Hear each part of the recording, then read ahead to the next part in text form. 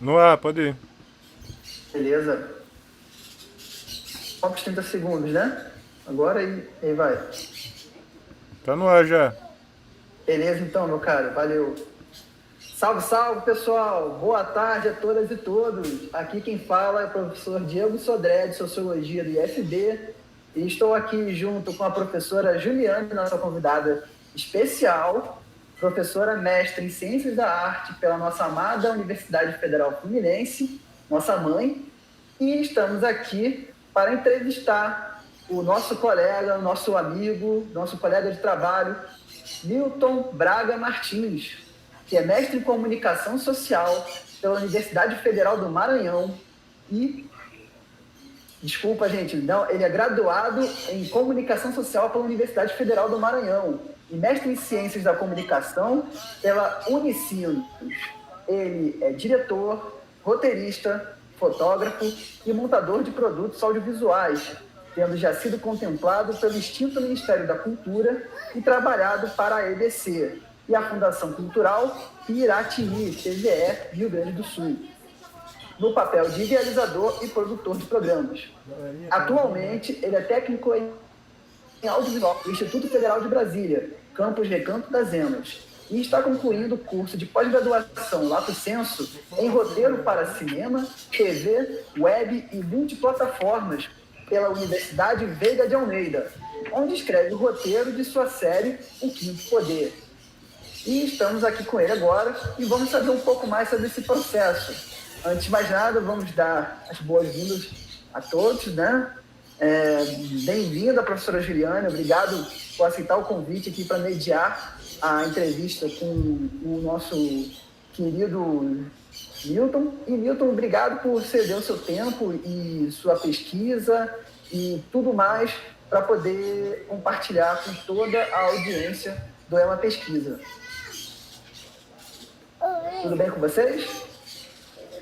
Oi, gente, boa tarde. Eu que agradeço o convite. Tenho assistido o programa, sou uma grande admiradora. Acho que é um espaço excelente para a gente poder conversar sobre pesquisa, para poder trocar uma ideia, para conhecer todo mundo que tá dentro do IFB. Então, que massa, muito bom estar aqui.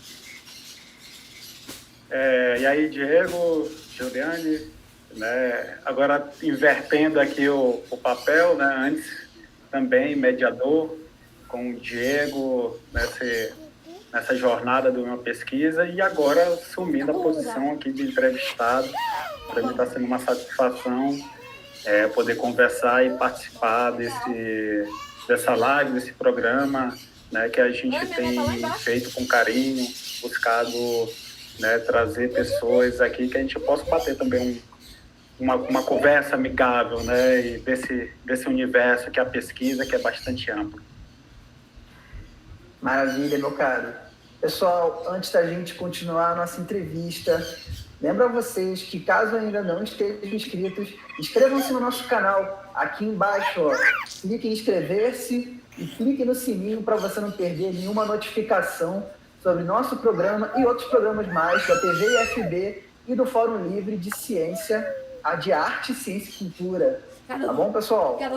Além do mais, quero dizer para vocês que o programa passado, nós tivemos, infelizmente, alguns problemas técnicos com a rede, né? Eu não pude participar e não pudemos continuar exibindo a entrevista ao professor Felipe Couto, mas fiquem tranquilos, porque na próxima semana, dia 28, nesse mesmo horário, a gente vai recebê-lo de novo para uma conversa bacana sobre as relações entre a cultura popular, a capoeira e a academia, certo?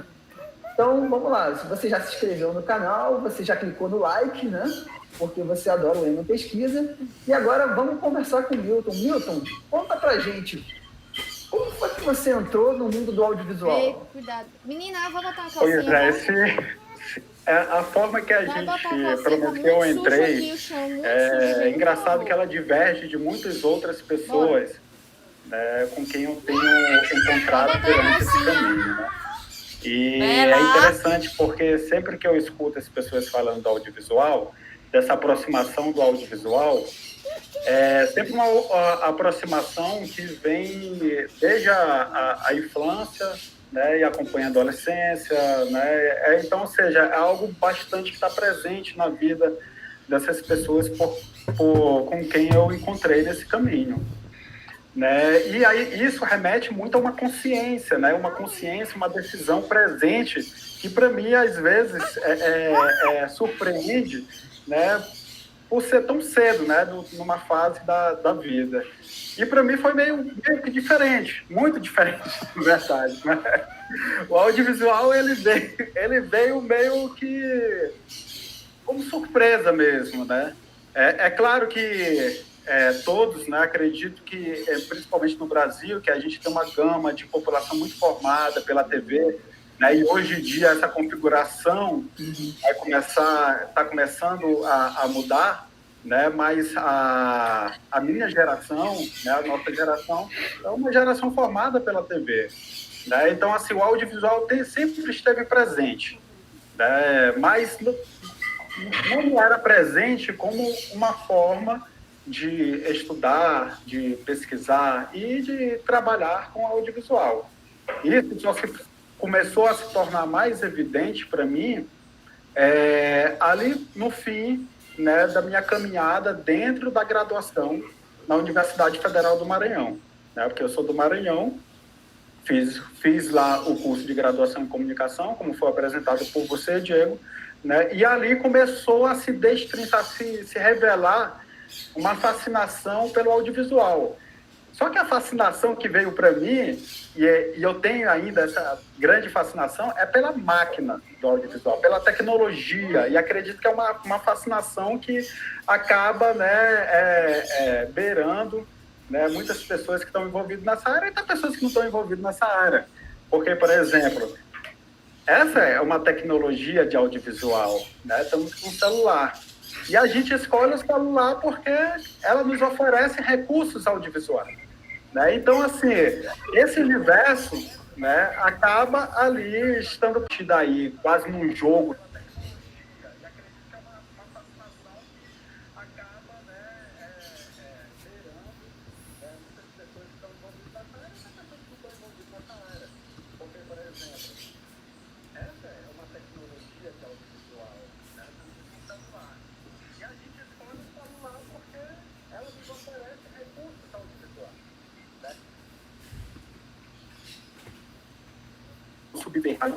No ponto de estar assistindo isso. Isso para mim era muito mágica, né? Era quase a gente chama um Georges Méliès, né? Do tempo dos primórdios do cinema. Então, assim, isso fez com que eu enveredasse a doação, enveredasse para fazer cinematográfica e relacionada à pesquisa. Então, aproveitando essa deixa da pesquisa, né? Ouvindo assim, a sua atuação, né, que cobre diversos campos, assim, você atua na direção, no roteiro, você é fotógrafo, também monta. Me deu essa pergunta, como é que você chegou nessa especialização em roteiro, né? Como é que você conseguiu escolher esse campo? Enfim, também me deu essa curiosidade de você falando desse encantamento com o dispositivo, né, com a câmera, com a possibilidade do mundo das imagens, das tecnologias. E enfim, como são muitas possibilidades, ao mesmo tempo também que o roteiro é um lugar onde você não se distancia, mas se distancia um pouco desse processo de fazer a imagem. Eu fico curiosa para saber. Com certeza, Juliane, é realmente verdade. É um processo que dentro do audiovisual, ele é diferenciado, é um processo dentro desse universo de fazer cinema que é coletivo, né? O roteiro talvez seja uma das partes, né, do departamento de fazer produtos audiovisuais, talvez o mais solitário. Que você pode ter colaboração, mas das imagens, ela chega num ponto que a estar sozinho é necessário. Né? Isso diverge realmente com todo o percurso que eu fiz, que era dessa fascinação de dispositivo com a técnica. Né? E aí eu veredei para a direção, eu passei pela montagem, que é um processo que é muito apaixonante. passei pela fotografia, né, passei pela produção também, pela direção. No decorrer de criar produtos audiovisuais, de estar em contato com ele, senti que me faltava algo que era justamente nesse processo da criação da história, de entender os mecanismos da história, né? Que apesar de não estar em relação com esses dispositivos técnicos, né, que a gente conhece, mas eu diria que é mais conhecido para todo mundo, né, a montagem, você manipulando a máquina, a fotografia também disponibiliza isso. A escrita também é técnica, né? Ela é uma tecnologia, apesar de a gente não manipular os equipamentos como em semelhança à fotografia, né, e as câmeras que a gente conhece. Mas é interessante que hoje em dia, por exemplo, a gente tem softwares que parecem softwares de montagem dentro. É muito interessante, porque a proximidade com a montagem, nossa, é muito próxima. E isso eu fui descobrir iniciando com essa pesquisa em roteiro, né? Então, assim, para mim, eu achava que fazia falta, né, essa questão de entender os mecanismos da história, né? E enveredei para essa área buscar, não, eu preciso de alguma coisa relacionada a estudar os processos de contação de história e dramaturgia, né? E aí escolhi depois de pesquisar muitas universidades no Brasil, né, eu escolhi essa universidade no Rio de Janeiro por vários motivos, né? Pela grade curricular que eu tinha visto, os anos, né, de pós-graduação que tinha, que eu percebi que era importante, que é uma consolidação do programa, já tinha 8 anos, né? E pelo também a grade docente disponível, né? Isso me fez com que eu enveredasse para essa aí que eu chamo aventura, né? Porque realmente foi uma aventura que eu fui fazer isso no Rio de Janeiro, né? E depois de um tempo liberou realmente a loucura, né? Mas justamente o cinema ele me levou a muita loucura mesmo. Eu saí do Maranhão, por exemplo, fui para Caxias do Sul por causa do cinema, né? E fui subindo e já não era novidade. Então, eu percebi que eu precisava desses elementos, dessas técnicas, dessa compreensão dramatúrgica, precisava adentrar numa pesquisa mesmo, entender, por exemplo, elementos básicos da dramaturgia, que muitos, dentro do cinema, há um entendimento muito como manuais, né? E os manuais são posteriores, por favor, né, a toda uma história dramatúrgica que vem lá dos gregos. Olha, eu tô falando né? Vem lá, né? Por favor. De Aristóteles, aí passa por toda uma conceituação com filósofos, por exemplo, Hegel também já estudava a questão de dramaturgia, né? Roosevelt.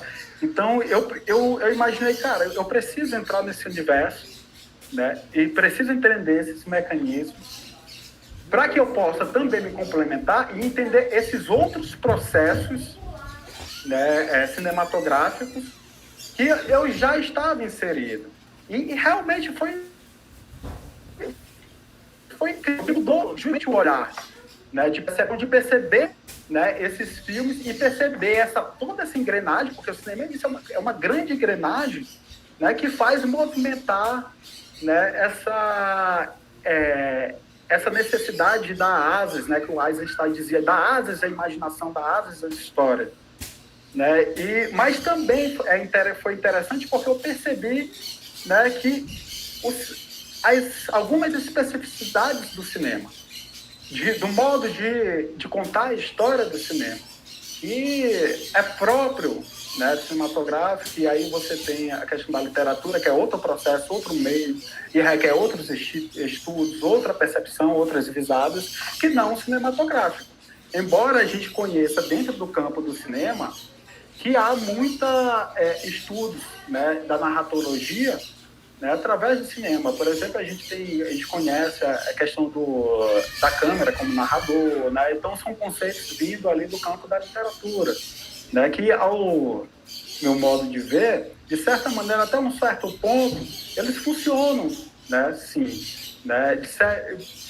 Só que de outro modo, me parece, quando eu vejo, me parece mais uma tentativa de um construto cinematográfico da literatura, em cima da literatura, do que o próprio cinema.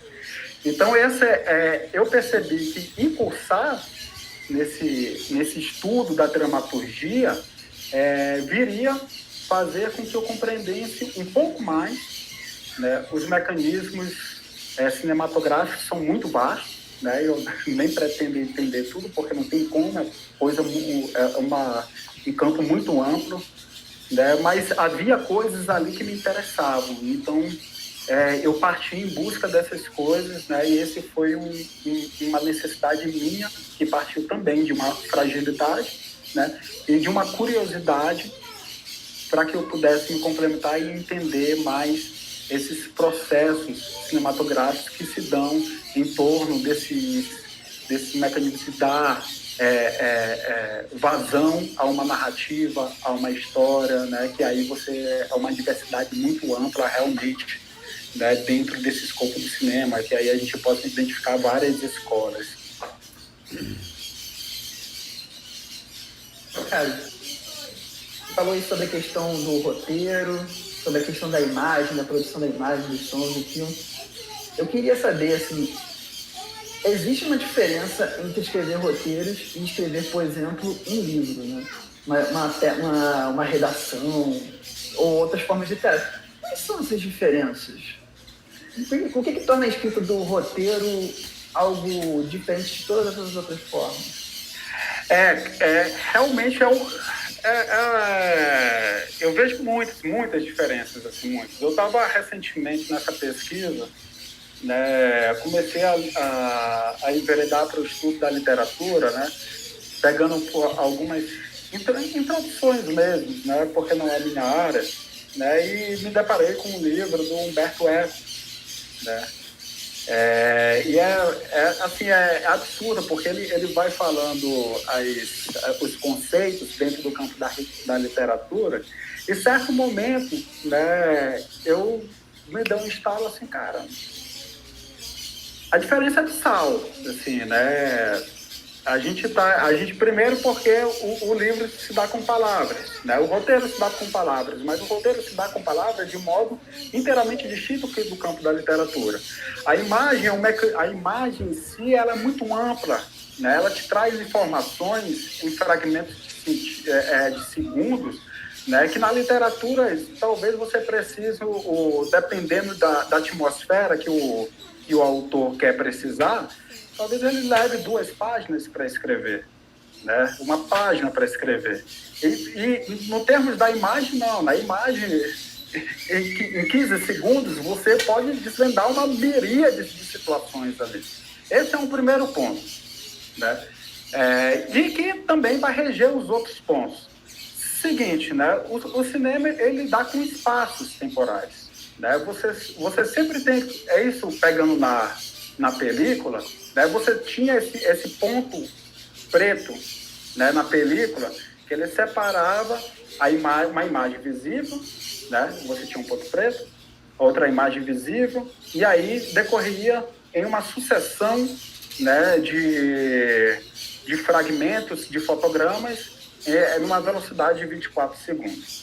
Né? Uhum. Então, a partir nesse ponto, a gente precisa, né, que o cinema lida com recursos, né, por exemplo, de uma elipse, né, imagética, de uma imagem visível, né, que é precisamente você tem que ter conhecimento, né, para precisar isso em palavras. Primeiro, a gente lida com algo muito paradoxal dentro do roteiro, que é a questão de escrever uma imagem por palavras. Isso é muito paradoxal, né? E, ao mesmo tempo, ele é muito impreciso. Por isso que há nesses campos, no campo do cinema, uma imprecisão, uma incerteza muito grande do que resultará, né, essa escrita e esse fazer cinematográfico. Né? Por mais que o cinema tente, se tornar uma máquina inteiramente organizacional, no sentido no sentido geral mesmo, né, de tentar dominar essa imagem, né, é algo que a imprecisão ela está presente, né, no último, né, que a gente chama no último corte final do filme. Então, assim, isso justamente por um paradoxo que há dentro do cinema de um roteiro, né, que é escrito por palavras, né, e sua transformação, sua transcrição em imagem. Né? Esse processo, ele envolve muitas imprecisões, né, muitos mistérios, né, equívocos, né, e também pode resultar em algo magnífico. Né? Então, assim, o roteiro, quando eu vejo ele, né, eu lembro do Jean-Claude Carrière, ele diz muito isso, que ele faz uma metáfora do roteiro com uma borboleta, né, um casulo.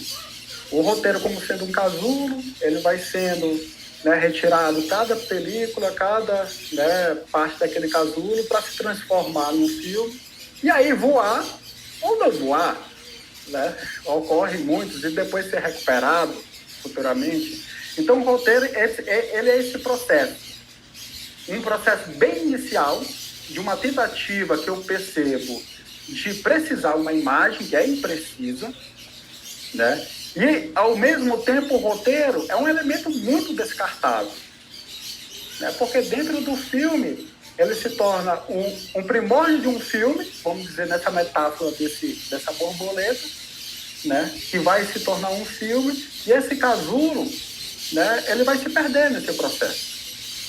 Inteiramente, embora o filme carregue o processo do roteiro, mas o material, né, roteiro em si, ele é um material realmente muito descartável. Esse é um ponto. O livro é diferente, né? O livro, é um material livro, porque, né, escrito nesse processo com palavras, né, dos quais se usa muito a questão da gramática, né, do uso da gramática, da potencialidade das palavras, do paradoxo da ambiguidade das palavras, do qual o cinema ele já não se faz desse recurso. A própria questão do diálogo no cinema, ele tem que ser um diálogo simples, né, embora ambíguo, mas tem que ser simples. Não se dá para voltar, né, num filme, como se a gente faz em um livro. Né? Então, esse ponto se diferencia muito, mas há também pontos, por exemplo, de estruturação, né?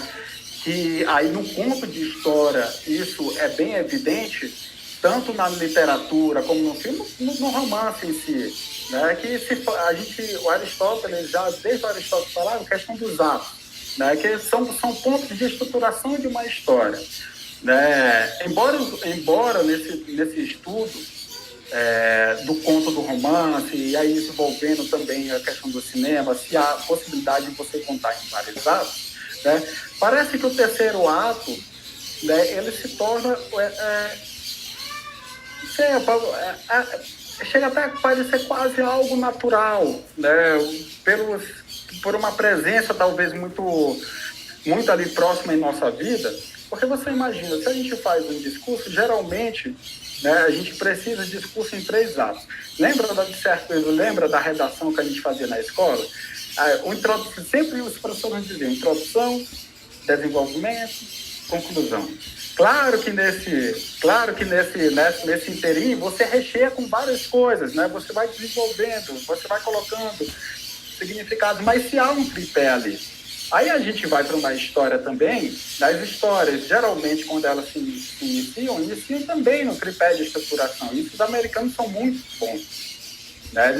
Porque são muito estruturalistas, né? Cinema norte-americano. E isso também faz-se presente no cinema, né? É claro que nesse processo, né, um processo que é muito mais, eu vejo muito mais como um processo de transpiração do que inspiração, né? E eu vejo que nesse campo a inspiração ela tem uma porcentagem muito pequena, né, e a transpiração do projeto é uma porcentagem muito grande, é claro que nesse processo outras coisas vêm. Né, e aí é um processo que vai muito mais de uma metodologia, de uma pesquisa, de um mergulho, eu vejo isso como um mergulho, né, do que realmente uma fórmula. Né? Mas é claro que, como eu disse, há coisas que são princípios que podem ser percebidos dentro dessa arte de se contar história, desde as mitologias, né? Isso tem. Então, é algo que parece ser, ao mesmo tempo, também, eu não sei se talvez estaria usando a palavra equivocada, mas inerente ao ser humano, né? Então assim, há essas similitudes, né? Há essas diferenças, porque é outro meio, é um meio que lida com, como a gente falou, com máquinas, né? E requer justamente dentro do que a gente chama construtos, de acordo com o cinema, construtos fílmicos, né? Que vai lidar realmente com outra maneira de se contar, né? Uma narrativa, se contar a história. E dentro desse campo existe, por exemplo, no cinema, você percebe, por exemplo, que há cinemas muito mais narrativos, né? Que tenta se espelhar, né? A narrativa de contos literários, né? Quando você, por exemplo, tem filmes que o narrador ele se identifica claramente, né? Ao dizer que essa história se começa há não sei quantos anos, não sei o que tal. Então você vai perceber que, né, esse narrador vai estar presente, é uma coisa de que se espelha a literatura. Já no cinema, né, há outros modos também de se contar a história, que, por exemplo, é com a câmera, né? Então, é por isso que há nesses estudos que a câmera se torna um narrador. Ai, que legal. Você trouxe muitos elementos interessantes, assim. Vou falar de algumas coisas, assim, para poder já lançar essa próxima pergunta. Eu acho que realmente eu já conhecia essa metáfora da borboleta. Ela é muito interessante. Também me lembra um outro realizador português, né, o Pedro Costa, que ele também fala que o processo de fazer filmes é como pescar peixes num lago de águas escuras, né? E que eu acho que é bem isso mesmo. É uma linda metáfora, né? É linda demais. E que coloca a gente num processo criativo de pesquisa que é uma outra coisa, né? Que você tanto não sabe qual vai ser o futuro, né? Você não sabe que imagens vão surgir dali, como também você pode abrir mão de todo esse passado, quando você diz que o roteiro pode se tornar descartável, né? Isso eu também achei muito interessante. Que você falou. E aí, me leva à próxima pergunta, que é do tipo, como que foi esse processo para você, né? Você escreveu o roteiro de uma série, né? Agora, recentemente. E aí, me fica o Quinto Poder. E aí, me fica essa curiosidade de como é que foi esse processo, assim. Tanto desde como será que essa ideia surgiu, né? Como é que foi uma ideia que você fez essa transcriação para imagem, para som? Ou então já eram imagens e sons soltas que você teve que transcrever dentro desse lugar que a gente entende como roteiro, né? Me traz essa curiosidade também. Queria que você também falasse sobre esse processo da escrita da série, né? Como é que ele foi para você. E também mais um detalhezinho, assim, né? Do tipo, como é que você chegou nesse lugar que seria uma série, né? E não um outro produto audiovisual, né? E não um longa-metragem, um curto, média, enfim. Legal. Eu vou começar como é que eu cheguei para a série, porque é algo até engraçado, que eu não sei como é que eu cheguei à série. Ao mesmo tempo, isso depois de estar já no processo, me assustei muito, né? Porque realmente é muita diferença do que quando você se escreve, por exemplo, um filme, né? Mas assim, como nasceu a série, questão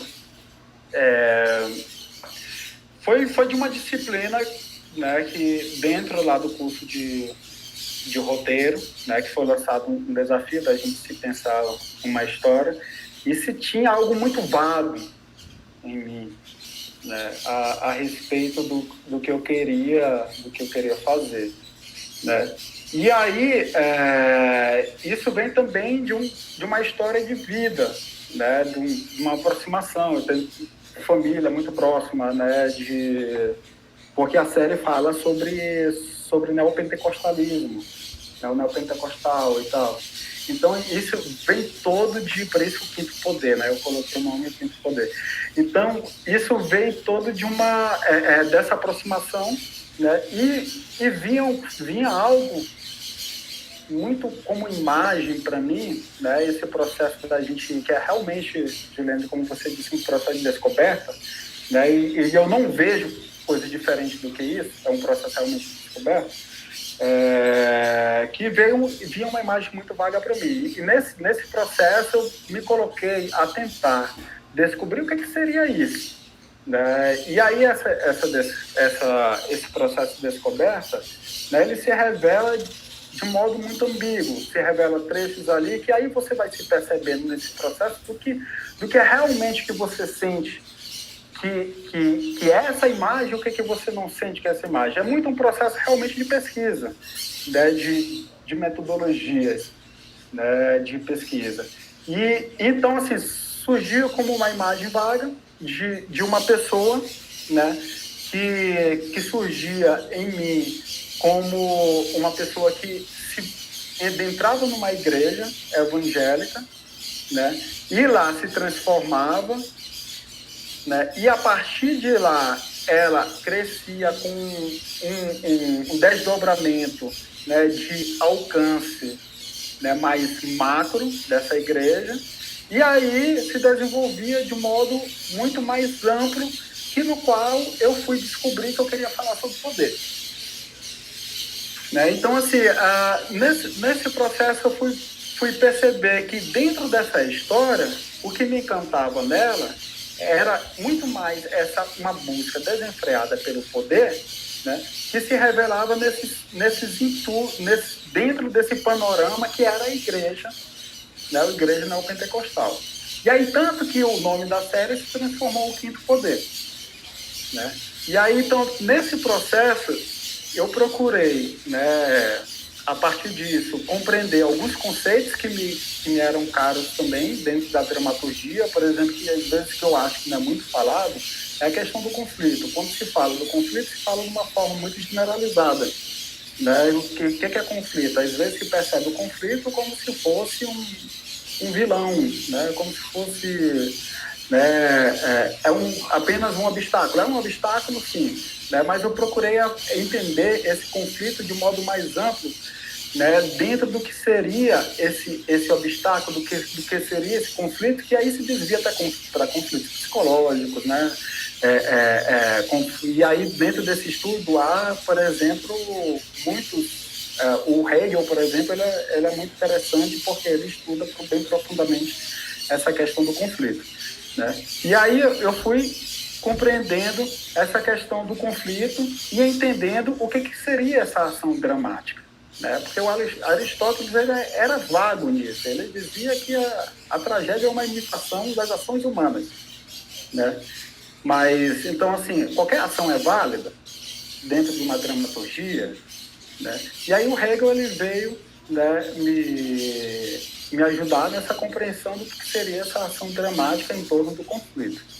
Esse foi um ponto também que me ajudou, né, a construir, a desenvolver essa série que eu ainda estou desenvolvendo ainda, porque a diferença, né, e aí entrando já na diferença, a diferença realmente é muito grande. O David Lynch, né, ele fala, ele é engraçado, às vezes ele suaviza as coisas, né, parece que torna as coisas mais fáceis, né, incrível. Ele diz que uma série são vários filmes, né, dentro. E realmente, são vários filmes. Se a gente pega um filme de modo tradicional, ali na década de 30, né, o filme era em torno de 80 minutos, 90 minutos. Hoje o filme, né, ele se estendeu o modo de se contar a história. É muito normal você ter 120 minutos. Né? Então, assim, isso também se revela um modo de compreensão diferente de se contar a história que amadureceu referente à década de 30. E é realmente verdade. Quando a gente assiste o cinema da década de 30, parece que o cinema ele ainda está ele está tateando, né, um modo ali de quando surgiu o cinema sonoro, de como se contar essa história já com o som, né? Então, partindo desse princípio, né, de que o cinema, de que a série são vários filmes, e aí sim é uma complexidade muito grande, porque se já há uma complexidade grande em se escrever um roteiro, uma história, né, isso eu vou falar do roteiro que me é próximo, uma história em 120 páginas, imagine escrever 6 vezes essas 120 páginas, 7 vezes, 10 vezes, no qual o conceito, por exemplo, de unidade, que vem lá do Aristóteles, né, unidade da obra de arte, do cinema, rege até hoje, né, o cinema, é um dos principais, né, esse conceito de unidade. Você tem que amarrar toda essa história, né, entre esses 10 filmes, né? Então, assim, é um desafio muito grande. Eu não sei porque eu escolhi isso. Inspiração total, hein, cara? Caraca. E aí... Que doido. Até porque realmente é coisa de doido. Mas você gosta, né, meu? Fazer o quê? Mas é justamente isso, né? Talvez pelo desafio, né? Talvez assim porque a experiência na dissertação foi muito interessante para mim. Trabalhei por exemplo, com metodologias que eu utilizo isso no filme, né? Dissecação de filme, a fenomenologia eu utilizo, né? Que é a questão de como os produtos audiovisuais nos afetam. O que rege ali os produtos audiovisuais para que eles constroem essas histórias? Foi um dos mecanismos que eu estudei na minha pesquisa, né? E isso acabou, né, me dando também arcabouço, né, para se utilizar nessa construção do roteiro. Então, imagina, eu tenho que construir numa primeira temporada que a gente chama em volta de 4 filmes de longa-metragem, pegando, vamos dizer, uma temporada, uma série de 50 minutos, vamos supor, né, de 50 minutos aí.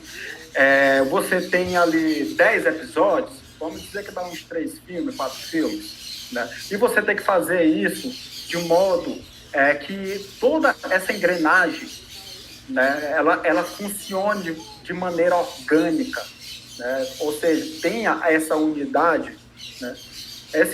A dissecação, por exemplo, que é essa metodologia de pesquisa, que seria, né, você dissecar todo o filme ali, como se disseca um corpo humano, né? Ela me ajuda, né? E me ajudou a tentar, ainda estou tentando construir essa série. A série, hoje, ela tá bem definida, por exemplo, já tenho episódios definidos, né? Já tenho coisas construídas em relação a ela, né? Mas que ainda está inacabada, porque justamente essas minúcias, né, da unidade que se tem, né, que ainda necessita justamente desse mergulho na dissecação, de procurar ali, né, o que foi abordado vamos dizer, no primeiro episódio, que não foi desdobrado no segundo, no terceiro, no quarto, no quinto, né? Então, assim, a complexidade é muito grande, eu não sei porque eu me meti nisso, né? Mas pelo fato, talvez, também, né, de compreender essa coisa mais macra, né? Esse desafio maior de se contar uma história, né? Esse desafio de tentar desdobrar a história. Quando eu falo desdobrar, né, você compreender um pequeno elemento de um conto, né, uma pequena situação dramática, vamos dizer. Diego está em casa, né, e ele acaba encontrando um livro muito antigo, né, em um lugar dentro de uma parede. Essa é uma situação dramática, mas o que se desdobra a partir disso?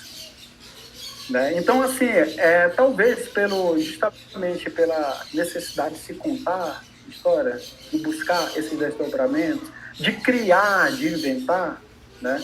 Acredito que também seja esse um dos fatores que fizeram que eu mergulhe nessa jornada que é muito desafiante. É uma jornada que ela é interessante, ela é rica, mas também ela é muito enlouquecedora. Não por menos, né, que a gente, por exemplo, no uso do audiovisual se aborda as tão conhecidas salas de roteiro, né? Porque aí você divide, você faz conjuntamente, aí sim vem a colaboração, né, dentro do roteiro, né, essa atividade que dentro desse campo é a mais solitária, né?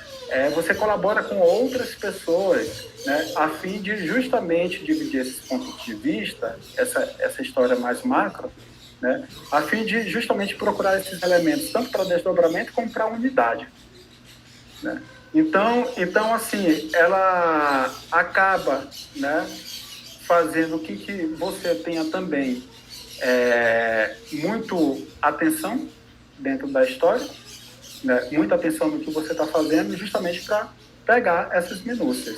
E eu, como o meu trabalho de conclusão estou acabando fazendo sozinho, né, essa tarefa. Então, assim, mas também é uma tarefa bastante enriquecedora, porque a gente vai compreendendo mecanismos, né, dentro da escrita que eu pesquisei durante esse processo da pós-graduação, né, e eu vou vendo ali realmente como a coisa funciona, né, como realmente cada conceito, né, o que se propõe ali e como é compreensível esse conceito.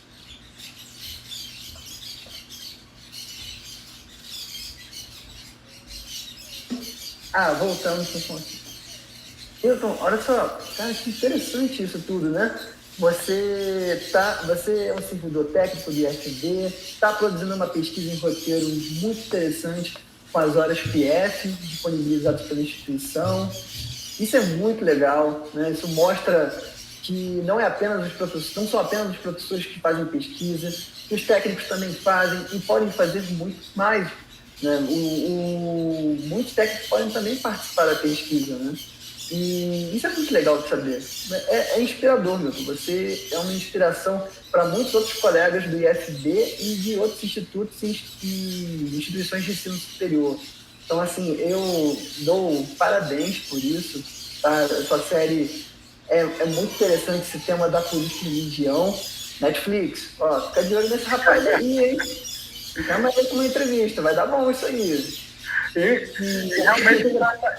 realmente engraçado que eu cheguei a conversar com a Netflix, né? Então isso acaba sendo também interessante, porque acaba sendo um motor propulsor de que você vai percebendo que a coisa vai funcionando, a coisa funciona, a coisa tem realmente... acaba sendo interessante e acaba principalmente dialogando com a sociedade, né? Dialogando com a realidade. Então, eu acho que a potência ela está muito nisso, né? Nesse diálogo que pode ser construído com a sociedade, né? Com o que a gente vive.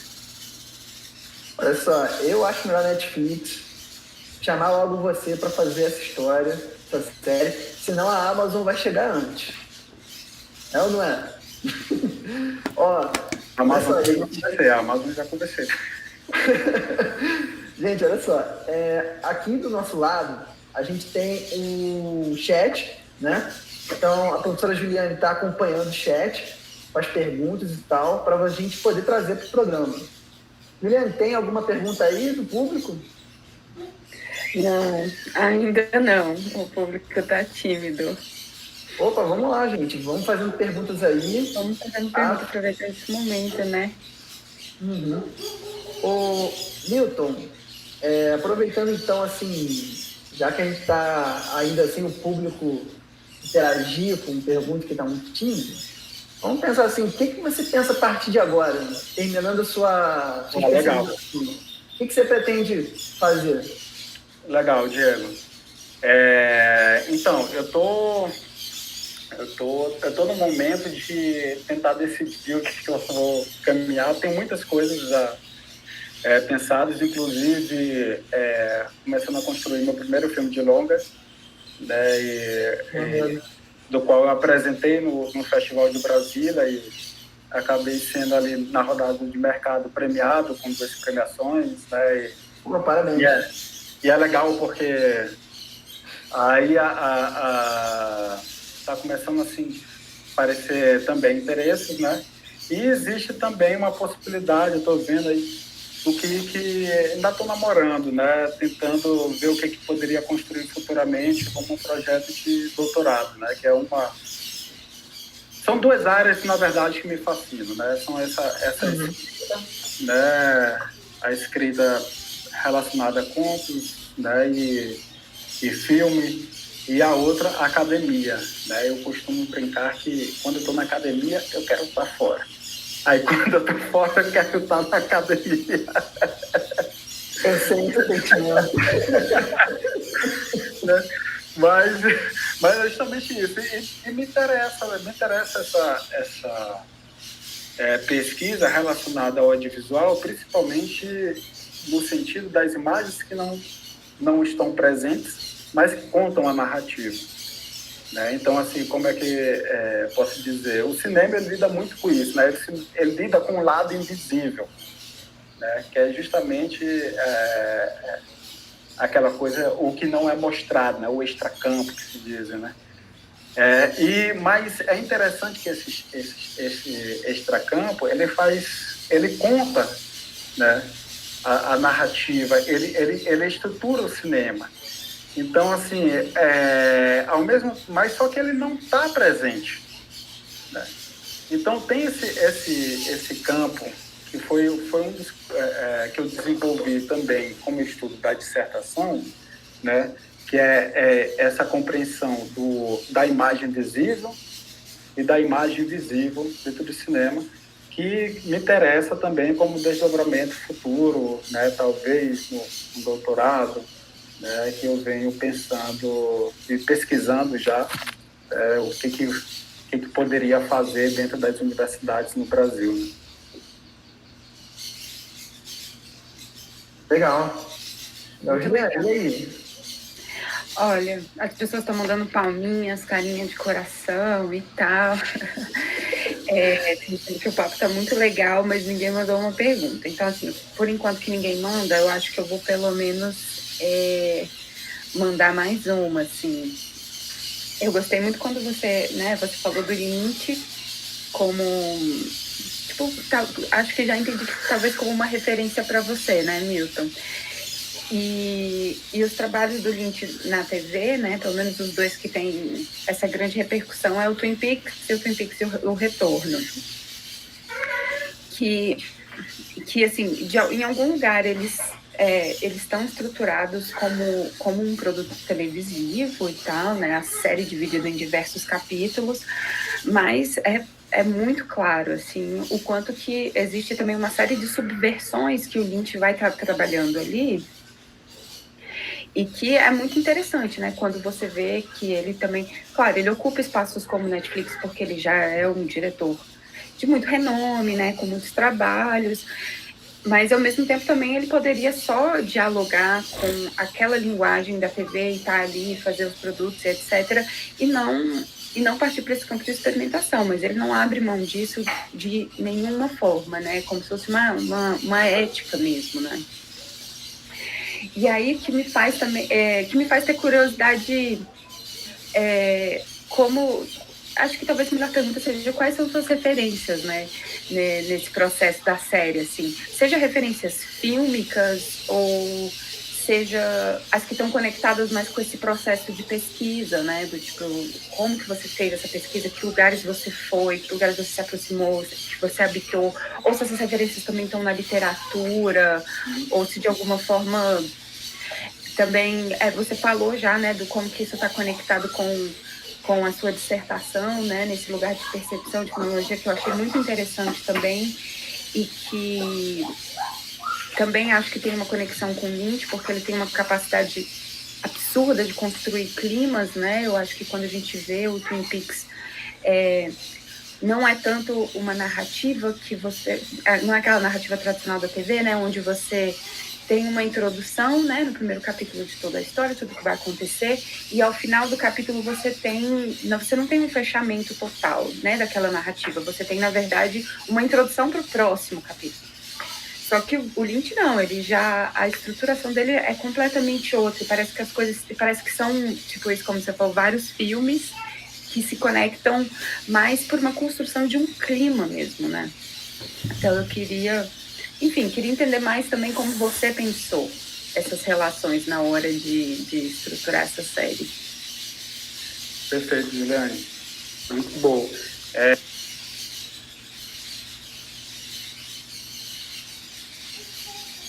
Perdão, eu coloquei aqui, pausei aqui. O Twin Peaks realmente é uma série que ela rompe, realmente é bem disruptivo, né? O Twin Peaks como série, como produto, né, de serialização mesmo, televisiva. E ele revela muito uma tendência muito cinematográfica. Né? O próprio Lynch ele falava isso, né, de que dizia que o Twin Peaks deveria ser exibido no cinema, né? Imagina, então. Porque realmente ele tem um processo cinematográfico, né, que aí a gente pensa que essa é mais uma diferença do cinema, porque o cinema conta a história pela técnica e pela tecnologia e pela estética. Então, assim, o que conta a história é justamente isso, são as técnicas do cinema. O que são técnicas? Você vê lá a câmera enquadrada, né? Você vê um plano médio, um plano, né, mais close-up ali, você vê um corte, você vê uma fusão, isso são as técnicas. Ou seja, a narrativa é contada pela técnica, né? E o Twin Peaks, ele vem muito como isso, né? Como a Juliane falou, né, Juliane, diferentemente de outras séries que vêm como uma introdução, o Twin Peaks vem, parece como um mistério inteiramente. E isso aí realmente é a cinematografia do Lynch. As imagens, a cinematografia do Lynch é muito misteriosa. Né? Primeiro porque ele lida com um campo que ele é muito abstrato. Né? Ele está muito mais numa fantasia, né? E aí a gente vê ali... E é engraçado que ele não tinha... ele disse que nunca assistiu o filme do Cão Andaluz, né? Ele disse que nunca assistiu nenhum filme do Luiz Buñuel, né? Achei muito interessante isso. E então, assim, ele lida muito mais com esse campo, né, do mistério da não significação inteiramente explícita que a gente conhece na narrativa tradicional do cinema americano, né? Que ele é muito de significação construída, e às vezes nos remete até uma coisa didática, né, de contação de história. Né? O cinema clássico era isso, ele dizia, uma personagem sai de um ponto, né, e ela chega ao outro. Né? Então ela dizia, hoje eu vou ali no restaurante encontrar fulano de tal. Aí na imagem seguinte a gente viu o restaurante, né, lá. O Lynch não, o Lynch ele bagunça tudo, né? Ele mistura tudo. E o processo de expectação no Lynch parece muito mais uma contemplação que aos poucos vai se revelando, né? E aos poucos vai ganhando significação, mas também ele vai complexificando. Então, assim, você vai se questionar isso, e aí um ponto da minha pesquisa que vem, que eu trago aqui, que é justamente isso. Como é que o cinema ele nos afeta, né? Como o cinema nos causa afecção, emoção, né? Nos tira, por exemplo, de uma poltrona, né? Nos faz a gente ficar ali querendo saber o que vai acontecer a qualquer momento, né? Aquilo, como é que isso é significado, como isso é construído, né? E o Lynch, por exemplo, no Twin Peaks, ele faz isso eu percebo muito como esse uso de uma imagem muito misteriosa, que é aí que eu acho muito cinematográfico do meu ponto de vista. Né? Se a gente pega, por exemplo, o cinema mudo, o cinema mudo era muito interessante. Tem um filme do F.W. Murnau, né, que é o Gargalhada. É um filme que não tem nenhuma cartela, é contado inteiramente com a imagem. Né? Então, assim, é um filme que a imagem conta, né, dá vestígios, que eu digo ali, insinua o que quer dizer, né? E a gente compreende, mas ao mesmo tempo ela é muito profunda que a gente não percebe outras coisas e se encanta. É esse modo que eu vejo, por exemplo, no Lynch, que ele dá com esses fenômenos da psicologia, da mente, né? da abstração, né? Ele traz imagens, e aí eu acho uma criatividade imensa disso, ele traz coisas inimagináveis mesmo, né? Bem inimagináveis, um campo do surrealismo, mas só que no Twin Peaks é diferentemente dos outros filmes dele, que há muito mais significação, e aí é esse disruptivo que a Juliane está falando, que é justamente de ao mesmo tempo ali, você romper, né, com o modo de contação de história tradicional, né, embaralhar aquilo tudo com o surrealismo, mas ao mesmo tempo ainda se tornar um produto, por exemplo, televisivo, de que muitas pessoas podem assistir mais uma temporada, 2 temporadas, né? Então assim e aí é um trabalho que realmente do Lynch se diferencia dos outros trabalhos dele, né? E eu acho que o Lynch realmente realmente, eu acho que é uma referência para muita gente, né? Desse campo cinematográfico, tanto como pesquisa, tanto como fazer cinema, e tanto como realmente expectação, como cinefilia, né? Olha, nós temos ainda 2 minutos antes de encerrar o programa. Juliane, o público tá tímido ainda ou alguém quebrou o gelo? Conta pra gente. Quebraram gelo. A Roseni, ela está fazendo a seguinte pergunta. Esse é o tema. Este tema é da sua dissertação de mestrado? Que eu acho que é quando ela está falando, se referindo quando a gente está falando do Lynch. Não, e sim, não é o tema, né? Claro, não é o tema e tal, mas que há desdobramento, com certeza, da dissertação há. Há desdobramento da dissertação dentro dessa pesquisa, né? Como a gente falou um pouquinho aqui, que é compreender justamente que na dissertação eu trabalhei, né, insinuação fílmica, né, imagens presentes e ausentes, né, dentro do campo da cinematografia. E há, sim, desdobramentos dessa pesquisa dentro desse tema, né, que eu trabalho nessa pós-graduação, que aí é nessa script dessa série, né, porque parte justamente desse campo de estudos, né, dessa técnica de elementos fílmicos, né, que fazem com que que na minha dissertação eu digo que trabalham, né, esses elementos fílmicos trabalham a fim de construir, né, algo, né, que se coloca entre a gente e o filme e nos toca de modo, né, que pode ser tanto para ficarmos maravilhados, como tanto para nos dizer, a gente ficar horrorizado, e aí tem muito a questão do filme de terror, que trabalha muito essas questões, né? Ou também para a gente sair do cinema e dizer, nunca mais quero ver isso. Então, assim, essa série trabalha com esses elementos, sim, porque foi o que eu estudei dentro da dissertação a fim de entender como é que os filmes fazem isso. E é muito incrível que um produto que a gente se senta ali 2 horas numa sala de cinema tem uma capacidade imensa de mexer, né, com o nosso corpo, né, com os nossos sentimentos, né, e nos fazer ali sacudir nessa cadeira. Então, assim, eu me perguntava como é que o cinema faz isso, cara? De que modo ele faz isso? Então, essas perguntas, que foram trabalhadas na dissertação, ela veio também ajudar nesse campo dessa construção dessa série. Milton, a gente está chegando ao fim do programa. Antes da gente encerrar, eu queria te fazer uma pergunta, né? Eu gostaria, na verdade, não é uma pergunta, é um pedido. Eu gostaria que você indicasse, para quem não conhece a obra do David Lynch, algum filme que você acha que seria bom para começar a conhecer a obra dele.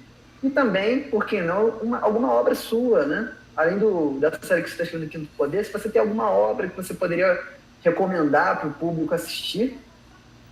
Beleza, Diego.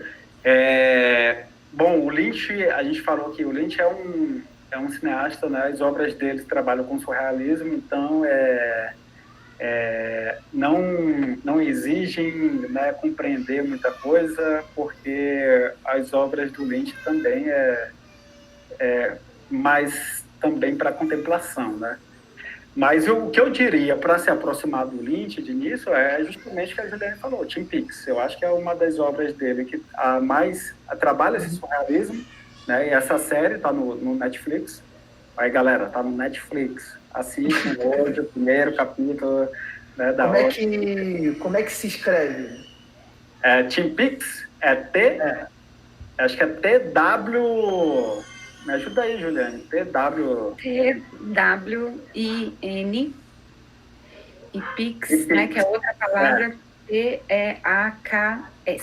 Isso. Em tradução seriam picos gêmeos. Olha aí. E aí, então, assim, eu acho que é uma obra introdutória do Lynch, né? E aí, sim, depois você pode se enveredar para algo mais realmente surrealistas do Lynch, né? E tem alguns filmes dele também que são muito interessantes e tem também curtas dele, né? Mas eu diria que, para não se assustar muito, né?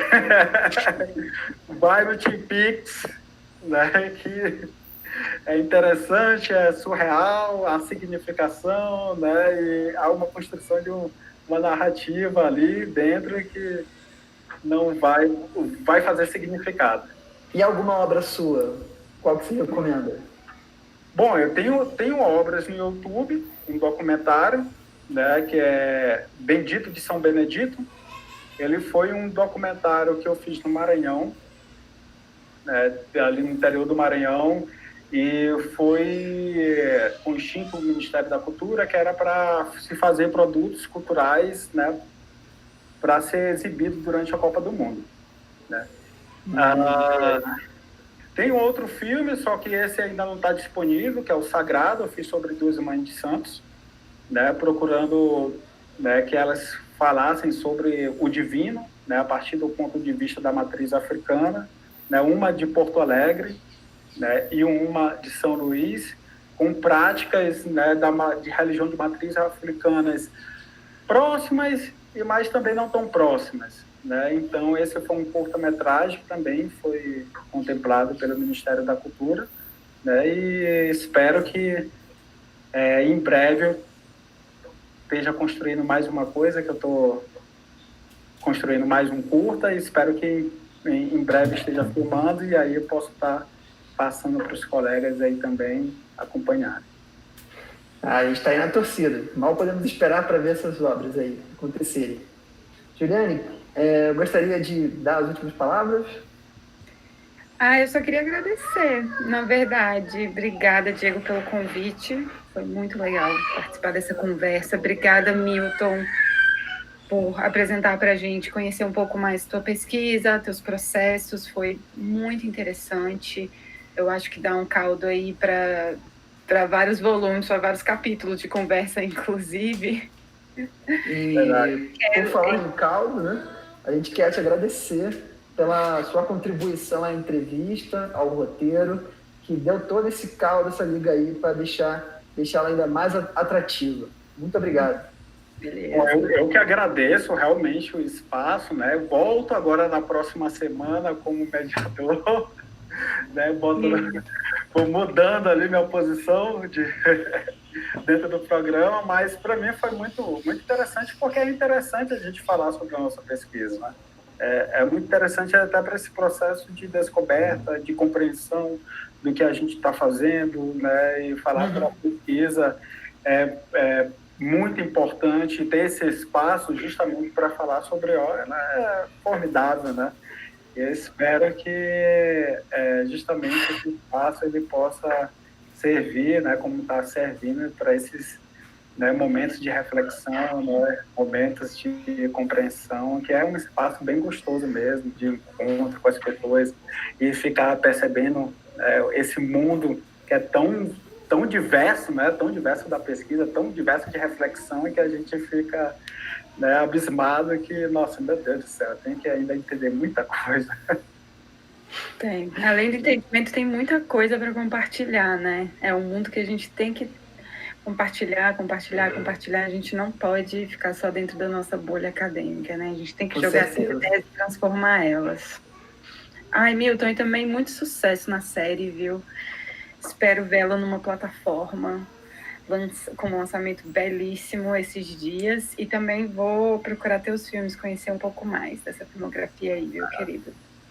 Obrigado, Juliane. Pessoal, agradecemos a todos pela audiência até aqui. Tá? Queremos dizer também que o programa, mais uma vez repetindo, o programa com o professor Felipe Couto vai ser transmitido na semana que vem, no Ema Pesquisa. Nós vamos entrevistá-lo ao vivo, eu e o Milton. E o título da apresentação é Cultura Popular e a Academia, Capoeira e Extensão. Bem Certo? legal, hein? Tema muito bom, muito importante, né? Da gente poder transformar a academia a partir da cultura popular e poder ter essa troca bacana entre a academia e a sociedade, né? Pessoal, ainda mais porque a capoeira ela precisa de espaço, né? A cultura afro-brasileira ela precisa de mais espaço, ela precisa estar no centro da sociedade, né? Não como forma extrativista, né? Mas com uma forma realmente original dela e dos seus produtores. Até porque o Felipe ele é contramestre de capoeira. Pessoal, às 7 horas da noite, nós vamos ter mais uma sessão de meditação com o professor Alain Gael, certo? Todos estão convidados. A gente na sexta-feira, amanhã, nós vamos ter uma ampla programação cultural. Começa às 3 horas da tarde. Acho que vai ter também atividade pela manhã, não tenho certeza. Tá? Mas pela sexta-feira a gente vai estar com uma ampla programação desse tipo aqui na TV IFB, então fiquem ligados. Curtam a nossa página, curtam também a página do IFB no Instagram e no Facebook, IF Brasília, tá certo? Só vocês jogarem IF Brasília que vocês encontram lá. Bem, eu sou o Diego Sodré, estive aqui com a professora Juliane, com o Milton Braga Martins. Agradecemos muito a sua audiência e esperamos vê-lo nos próximos programas e que você curta também toda a programação do Fórum Livre de Arte, Ciência e Cultura, tá certo? Pessoal, boa noite e até mais. Valeu. Tchau, tchau. Beijo, pessoal. Tchau.